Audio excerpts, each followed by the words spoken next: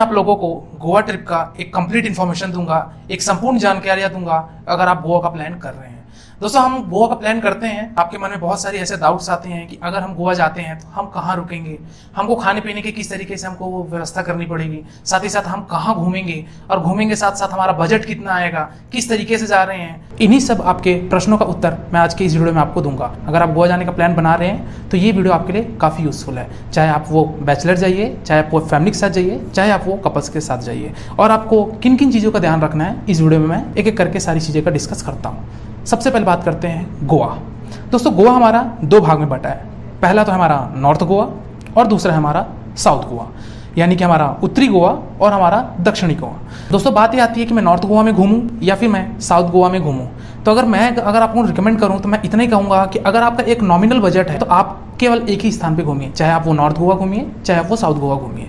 लेकिन अगर आपके पास एक्सपेंसिव ज़्यादा है, अगर आप ज़्यादा चीज़ें घूमना चाहते हैं और आपके पास बजट भी अच्छा खासा है, तो उस केस में आप दोनों घूम सकते हैं, वो आपकी मर्जी है। लेकिन यहाँ पे मैं ये कहूँगा, चाहे आप नॉर्थ गोवा घूमिए, चाहे आप साउथ गोवा घूमिए, दोनों में आपको चीज़ें सेम मिलेंगी। अब बात करते हैं दोस्तों, ये नॉर्थ गोवा और ये साउथ गोवा में जो हमारा बेसिक डिफरेंस है, यानी कि जो अंतर है, वो कौन कौन सी हैं। देखिए दोस्तों, अगर आप थोड़ा सा माहौल वाला जगह चाहते हैं और आप एक एंजॉय करना चाहते हैं तो आपके लिए बेटर है नॉर्थ गोवा।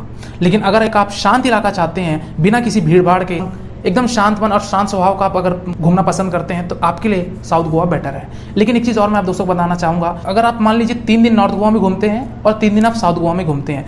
दोस्तों, मैंने 3 दिन इसलिए कहा कि आपके 3 दिन आपके लिए सफिशिएंट है आपको गोवा को घूमने के लिए, इसलिए मैंने आपको ये कहा कि 3 दिन। लेकिन अगर आप दोनों घूमना चाहते हैं, यानी कि नॉर्थ गोवा और साउथ गोवा दोनों घूमते हैं, तो फिर आप आराम से 5 से 6 दिन का आप ट्रिप बना सकते हैं। तो दोस्तों, अगर मैं नॉर्थ गोवा की बात करूं तो नॉर्थ गोवा का जो बजट आएगा उससे आपका 10 से 20% आपका ज़्यादा ही आएगा साउथ गोवा में। जो घूमने का जो आपको आनंद आएगा वो नॉर्थ गोवा में ही आएगा, क्योंकि आप साउथ गोवा में तो बीच घूमेंगे, आपको सारी सुविधाएं वहाँ भी मिलेंगी, आपको होटल्स मिलेंगे, बीच मिलेंगे, रिजॉर्ट मिलेंगे, हर चीज़ आपको साउथ गोवा में भी मिलेगा। लेकिन बात ये होती है कि वो शांत प्लेस है, भीड़ भाड़ वाला इलाका कम है, इस तरह के हर चीज़ की जो कॉस्ट रहती है वो ज़्यादा रहती है, चाहे वो होटल की कॉस्ट हो, चाहे आपके खाने की कॉस्ट हो, या फिर आप जो भी स्पोर्ट्स एक्टिविटी करते हैं आप बीच में, उन सारी चीज़ों की कॉस्ट आपकी साउथ गोवा की थोड़ी सी एक्सपेंस रहेगी। चलिए, अब बात करते हैं दोस्तों, अगर आप गोवा जाने का प्लान बना रहे हैं तो कौन सा आपका बेस्ट टाइम रहेगा कि आप गोवा जाएं। तो दोस्तों, अगर मैं ये कहूँ कि नवंबर, दिसंबर और जनवरी, ये 3 महीने जो होते हैं ये हमारे पीक होते हैं। इसका कारण ये दोस्तों, जो हमारा विंटर का सीजन होता है उसमें लोग काफ़ी घूमना पसंद करते हैं। लेकिन इसके साथ ही साथ ये भी होता है कि जो हमारा क्रिसमस होता है, यानी कि दिसंबर में क्रिसमस जो होती है, तो हमारे गोवा में बहुत फेमस चर्च भी हैं वहाँ। तो वो चर्च के कारण और हमारे इस विंटर सीजन के कारण जो भीड़ होती है गोवा में वो बहुत ज़्यादा हो जाती है। यानी कि नवंबर, दिसंबर और जनवरी, ये 3 महीने जो हमारे होते हैं ये काफ़ी भीड़ भाड़ वाले समय होते हैं। तो बेटर है आप इन तीनों को छोड़कर आप कभी भी घूमने जा सकते हैं। मई जून में भी मत जाइए, क्योंकि वहाँ पे आपको कुछ ज़्यादा ही गर्मी लगेगी, तो आपको वो आनंद नहीं आ पाएगा, क्योंकि आप वहाँ गर्मी से परेशान हो सकते हैं, क्योंकि वहाँ पे गर्मी भी उसी पैमाने पर पड़ती है जिस पैमाने पर वहाँ ठंडी पड़ती है।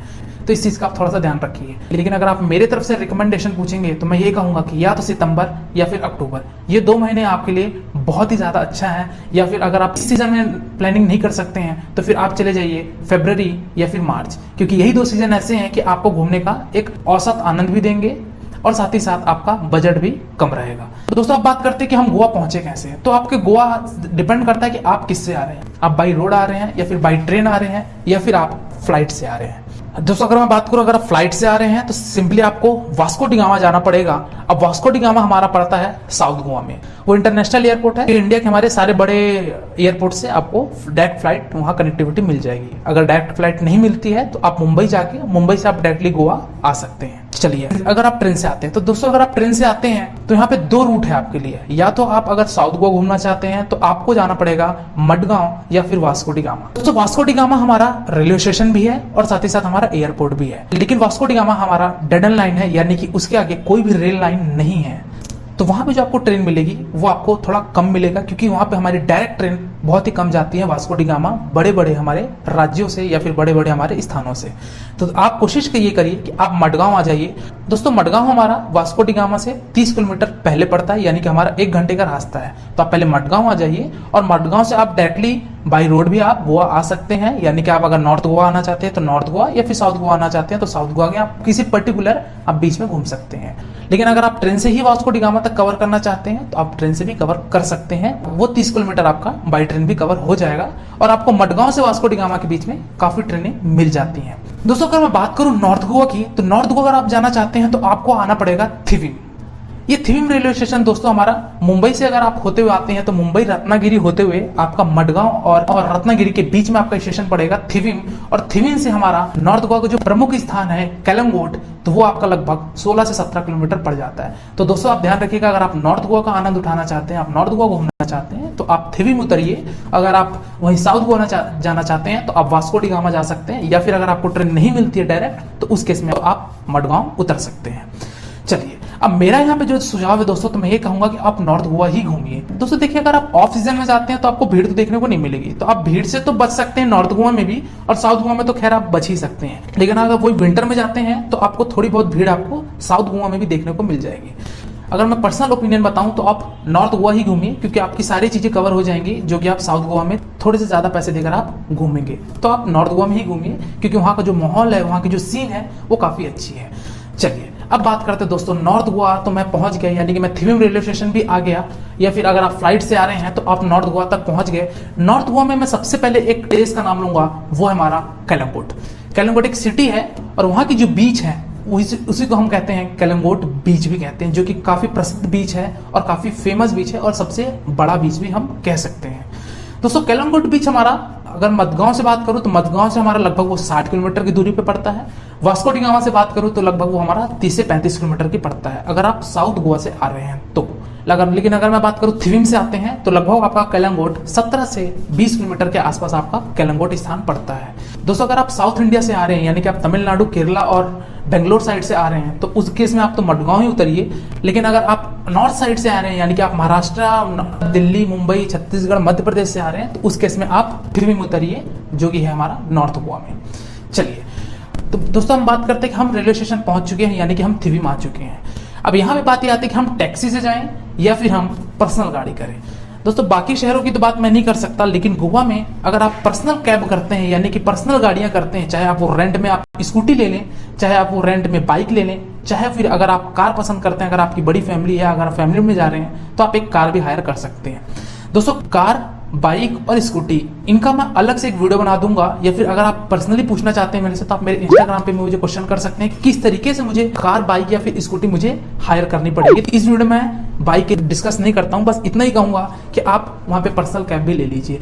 लेकिन अगर आप सक्षम नहीं है गाड़ी चलाने में या फिर कार चलाने में, वो हायर नहीं कर सकते हैं, तो उस केस में आप टैक्सी कर सकते हैं। दोस्तों ये बात आती है कि मैं गाड़ी हायर क्यों करूं, तो दोस्तों मैं ये कहना चाहूंगा कि अगर आप गाड़ी हायर करते हैं तो उस केस में आपका जो कॉस्ट आता है वो आपका कम आएगा। अगर आप टैक्सी हायर करते हैं तो आपका कॉस्ट ज्यादा आएगा। तो बेटर यही है कि आप गाड़ी हायर कर लीजिए। गाड़ी कैसे हायर करनी है इसका मैं आपको पर्सनल एक अलग से वीडियो बना के दे दूंगा, लेकिन अगर आप मेरे से पर्सनली पूछना चाहते हैं तो आप मेरे इंस्टाग्राम पे मुझे मैसेज कर सकते हैं, या फिर मैं इसी चैनल पे आपको वीडियो दे दूंगा। तो दोस्तों अगर आप स्कूटी हायर किए हैं तो स्कूटी का भी लगभग आपका एक दिन का जो किराया है वो लगभग 350 रुपए है। और स्कूटी की जो टाइमिंग होती है, जो यानी कि जो भी वहाँ हमारे एजेंट्स होते हैं उनका जो टाइमिंग रहता है वो शाम के 6 बजे से अगले शाम के 6 बजे तक, यानी वो उनका जो टाइम स्लॉट होता है 24 घंटे का, वो इवनिंग 6 PM से हमारे अगले दिन इवनिंग 6 PM का ये टाइम स्लॉट चलता है। तो इस हिसाब से वो एक दिन का आपका चार्ज करते हैं। 350 रुपए भी होते हैं। अगर आप बुलेट में जाते हैं तो आपको 700 से 800 रुपए भी देना पड़ जाएगा। लेकिन अगर आप स्कूटी लेना चाहते हैं, एक्टिवा, जुपिटर, इस तरीके की गाड़ी, तो आपको वो 300 से 350 रुपए के आसपास वो आपको मिल जाएंगे। अब यहाँ पे क्वेश्चन ये भी आ रहा होगा दोस्तों कि मैं गाड़ी लूंगा कैसे।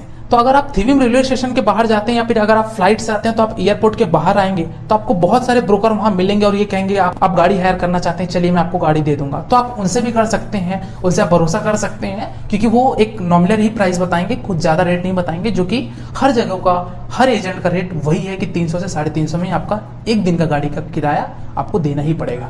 तो आप स्टेशन से बाहर निकलना दूर, वो पहले ही आपके पास आ जाएंगे वो ब्रोकर, आपको गाड़ी हायर करनी है, आप गाड़ी लेना चाहते हैं, चलिए मैं गाड़ी दिलाता हूं, तो आप उनके साथ जा सकते हैं, वो आपको गाड़ी दिला देंगे।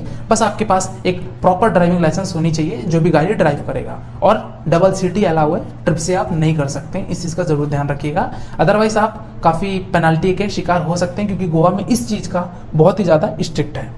चलिए दोस्तों हम बात करते हैं कलंगोट में अब रुकने की व्यवस्था। दोस्तों कलंगोट में 1000 से 1500 के नीचे आपको होटल नहीं मिलेगा। अगर आप एक नॉमिनल रेंज में जाते हैं तो 1000 से 1500 के होटल आप ले सकते हैं, वो एसी ही मिलेगी। अगर आप नॉन एसी में जाएंगे तो नॉन एसी आपको मिल तो जाएगी, बट उसकी थोड़ी सी जो एमिनिटीज हैं वो थोड़ी सी खराब हो सकती हैं, उसके जो हमारी सुविधाएं हैं वो खराब हो सकती हैं, लेकिन आपका फिर भी 700 से 800 होटल जाएगा ही। इसके नीचे आपको रेट पूरे गोवा में कहीं भी देखने नहीं मिलेगा किसी भी होटल का। तो अगर आप एसी रूम लेना चाहते हैं तो आप 1000 से 1500 वाले एसी रूम ही आप प्रीफर करिए, काफी अच्छा रूम रहेगा। तो दोस्तों आप होटल में, आप कलिंगोट में कहीं भी चले जाइए, अगर आप ऑनलाइन बुकिंग करते हैं तो जरूर ध्यान रखिएगा, सारी आप फैसिलिटीज पढ़ लीजिए कि वहाँ होटल में हमको किस किस तरीके से फैसिलिटी दे रही हैं। तो ऑनलाइन आप बुकिंग कर सकते हैं, या नहीं तो आप वहाँ जाके भी कलिंगोट में आप ऑफलाइन बुकिंग कर सकते हैं। लेकिन दोस्तों कोशिश ये करिएगा कि कलिंगोट जो बीच है हमारा, उस बीच के आसपास ही आप आधा किलोमीटर के दायरे में ही आप कहीं रूम लीजिए, तो वो आपके लिए बेनिफिट रहेगा कि आप कभी भी बीच जाके आप अपना इंजॉय कर सकते हैं। दोस्तों अगर मैं बात करूं होटल के खाने पीने की, तो आप ऑनलाइन बुकिंग करते समय आपको एक ऑप्शन आता है कि आप ऑनलाइन होटल बुक करने के साथ ही आप होटल से ही खाना मंगाइए। तो आप वो चीज मत करिए। मैं इसका कारण ये बोल रहा हूँ कि होटल वाले एक फिक्स टाइम स्लॉट में आपको खाना देंगे। अब वो कह देंगे रात का डिनर 8 से 10 बजे के बीच में ही दूंगा। अगर मान लीजिए आप उस 8 से 10 के बीच में आप कहीं अपना घूम फिर रहे हैं तो वो चीज आपका मिस हो जाएगा। इसलिए बेटर ये है कि आप होटल में अगर आप रुक रहे हैं तो सिर्फ और सिर्फ एकोमोडेशन का आप पैसा दीजिए, और आप खाने पीने का जो अपना है वो आप बाहर होटल में ले लीजिए। खाने पीने का खर्चा, तो दोस्तों अगर आप थाली सिस्टम लेते हैं तो आपको 150 रुपए के आसपास आपको खाने का खर्चा मिलेगा। 150 रुपए काफी ज्यादा है, खाने पीने के आपके कॉस्ट कम नहीं होगी। ये मैं तब बता रहा हूँ जब अगर आप एक ऑफ सीजन में जाते हैं, यानी कि सितंबर अक्टूबर, या फिर आप गर्मी के सीजन में जाते हैं, उस केस का मैं ये रेट बता रहा हूँ। यही अगर आप विंटर में जाएंगे तो यही आपका 150 रुपए थाली आपका डायरेक्टली 300 रुपए थाली हो जाएगा। और साथ ही साथ मेरा होटल का भी जो आप 1000-1500 के रुपए होटल ले रहे हैं, वो होटल का किराया भी आपका 3000 से 4000 रुपए हो जाएगा। इसलिए मैं आपको ये कह रहा था कि अगर आपका एक नॉमिनल बजट है तो आप विंटर सीजन को अवॉइड करिए। तो खाने पीने की व्यवस्था हो चुकी है, हम खाने पीने का भी जुगाड़ कर सकते हैं। खाने पीने के होटल्स आपको काफी हैं। पहले हमारे थोड़ी प्रॉब्लम होती थी दोस्तों वेज खाने के लिए, लेकिन आज के डेट पे आपको वेज नॉन वेज दोनों आपको अलग अलग होटल, सेपरेट होटल भी मिल जाएंगे। तो आप खाने का आपको किसी प्रकार का कोई दिक्कत नहीं होगा। दोस्तों अब बात करते हैं घूमने का, कलिंगोट बीच।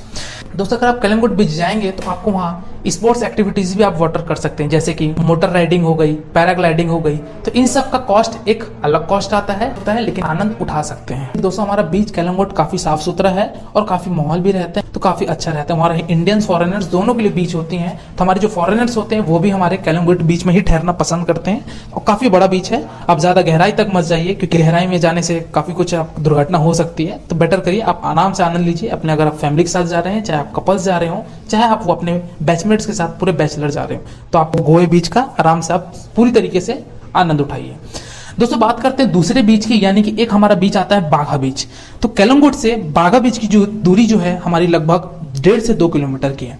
दोस्तों बाघा बीच में हमारा जो बीच का जो पानी है हल्का वो ब्लू कलर का है, तो आप वहां भी जाके फोटोशूट करवा सकते हैं, आप वहाँ पे एक्टिविटीज कर सकते हैं। तो क्योंकि बाघा बीच में हमारा काफी साफ सुथरा है, अगर स्पेशली बोलो फोटोशूट के लिए तो काफी अच्छा है, क्योंकि वो हमारे जो बीच है और पहाड़ दोनों आपस में कनेक्ट है, तो आप वहाँ पे काफी अच्छा फोटोशूट भी आप कर सकते हैं। इस तरीके से आप बाघा बीच में घूम सकते हैं, जो कि 2 किलोमीटर के दायरे पे है। तो दोस्तों आप अगर और बहुत सारी कई वीडियोस देखे होंगे, यहाँ पे आप कहीं किन्हीं से सुना होगा, तो एक बीच है हमारा अंजुना बीच।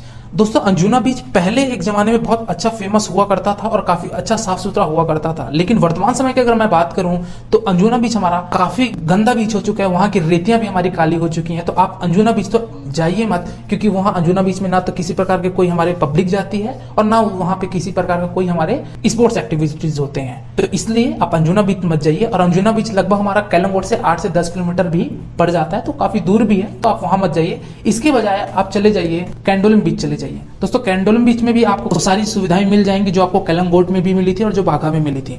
दोस्तों ये अलग अलग बीच हैं, अलग अलग बीच पे आपको अलग अलग सीन क्रिएट होंगे और साथ ही साथ आपको अलग अलग फोटोशूट करने के लिए प्लेस भी मिलेंगे, तो आप अलग अलग बीच में ये एंजॉय कर सकते हैं। दोस्तों मैं बात करता हूँ नाइट की। बीच में आप जो भी एंजॉय करेंगे आप सुबह ही करेंगे या तो फिर आप दोपहर के वक्त करेंगे। तो दोस्तों रात का समय हमारा कलिंगोट से 1 किलोमीटर की दूरी, यानी कि कलिंगोट और बाघा बीच के बीच में हमारा पड़ता है एक टिटोस लाइन। दोस्तों टिटोस लाइन हमारा एक प्रकार से पब है, वहाँ कसिनो होते हैं, स्पा होते हैं, डांसिंग क्लब्स हैं, तो आप वहाँ भी एंजॉय कर सकते हैं। अगर आप बैचलर हैं लेकिन आप वही फैमिली के साथ जाते हैं तो आप टिटोस लाइन जाना अवॉइड करिए, क्योंकि वो टिटोस लाइन केवल इन्हीं चीज के लिए, आप मनोरंजन के लिए है। लेकिन अगर आप जाना इच्छुक हैं तो आप वहाँ भी जा सकते हैं नाइट के वक्त में, जो कि काफी रात तक वो खुला रहता है। चलिए दोस्तों अब बात करते हैं वहाँ कलिंगोट में कहाँ कहाँ घूमे। तो कलिंगोट में दोस्तों एक और जगह है जो कि हमारे दोस्तों 11 से 12 किलोमीटर पड़ेगा, अगौड़ा फोर्ट। दोस्तों अगौड़ा फोर्ट ब्रिटिश के जमाने का वो एक किला है, तो वो अगौड़ा फोर्ट में भी आप जा सकते हैं, काफ़ी पूरा पुराने पत्थर से वो बना हुआ किला है, तो आप वहाँ भी जा सकते हैं अगर आपके पास पर्सनल गाड़ी है। अगर पर्सनल गाड़ी नहीं है तो आप टैक्सी से भी वहाँ से हायर करके जा सकते हैं। तो आप अगोड़ा फोर्ट भी घूमिए, काफ़ी वहाँ अच्छा है, फोटोशूट भी आप कर सकते हैं, वो चीज़ कर लीजिए। दोस्तों चलिए, अब हम अगोड़ा फोर्ट घूम चुके हैं। अगोड़ा फोर्ट से वापस आते समय यानी कि आप कलिंगोट की तरफ जब आएंगे तो आपको एक जगह पड़ेगी जो कि अगोड़ा फोर्ट से लगभग 3 किलोमीटर के आसपास है, जिसका नाम है सेंक्योरियम बीच। दोस्तों सेंक्योरियम बीच आप जरूर जाइएगा, क्योंकि वहाँ पे बहुत ही अच्छा नज़ारा है एक फोटोशूट करने के लिए। वहाँ पे समुद्र के बीचों बीच में हमारा एक छोटा सा पत्थर से किला भी बना हुआ है, तो आप उस किले में भी आप फोटोशूट कर सकते हैं, आप वहाँ रह सकते हैं। जो भी एक्टिविटीज़ हैं आप स्नो एक्टिविटीज़ भी कर सकते हैं और आप बीच का भी आनंद उठा सकते हैं। तो ये सारी चीज़ आप सेंक्योरियम बीच में भी आप ये कर सकते हैं, तो आप वहाँ भी जा सकते हैं। तो दोस्तों अगर आप चर्च में भी इंटरेस्टेड हैं तो आप बड़े बड़े चर्च भी हमारे गोवा में ही कैलम गेट के आसपास, हमारे सेंक्योरियम बीच के आसपास, तो आप वहाँ भी ये चीज़ें सारी चीज़ें आप कवर कर सकते हैं। तो दोस्तों अब हम आते हैं हमारे लास्ट में बजट के, यानी कि हमारा कितना खर्चा आ जाएगा एक ओवरऑल पूरे गोवा ट्रिप का। तो दोस्तों अगर आप मैं इस गोवा ट्रिप की जो मैं आपको कॉस्ट बताने जा रहा हूँ, ये बिना किसी तरीके का शॉपिंग का, बिना किसी आपके एक्सटर्नल एक्टिविटीज़ के, यानी कि जो आप जो स्पोर्ट्स एक्टिविटीज़ करेंगे वाटर में, मोटर राइडिंग, पैराग्लाइडिंग, इनको हटा के, और साथ ही साथ अगर आप किसी तरीके का कोई आप स्मोक करते हैं, ड्रिंक करते हैं, तो इन सारे को कॉस्ट हटा के अगर एक नॉमिनल रेंज बताऊं, एक एवरेज बजट बताऊं, वो आपका ओवरऑल गाड़ी का खर्चा, रूम का खर्चा, खाने पीने का खर्चा पर व्यक्ति पर हेड आपका वो लगभग 3 से 4 हज़ार ही कॉस्ट आएगा। लेकिन अगर आप कोई शॉपिंग करते हैं, आप इस स्पोर्ट्स एक्टिविटीज़ करते हैं, अगर आप कोई ड्रिंक करते हैं, आप टिटोज लाइन में जाते हैं, तो आप वहाँ जाकर पैसा देते हैं, तो उस केस में आपका बजट जाहिर सी बात है बढ़ जाएगा। तो इस तरीके से आप समझ गए गोवा ट्रिप का ओवरऑल कैसे हमको प्लानिंग करनी है और किस तरीके से जाना है।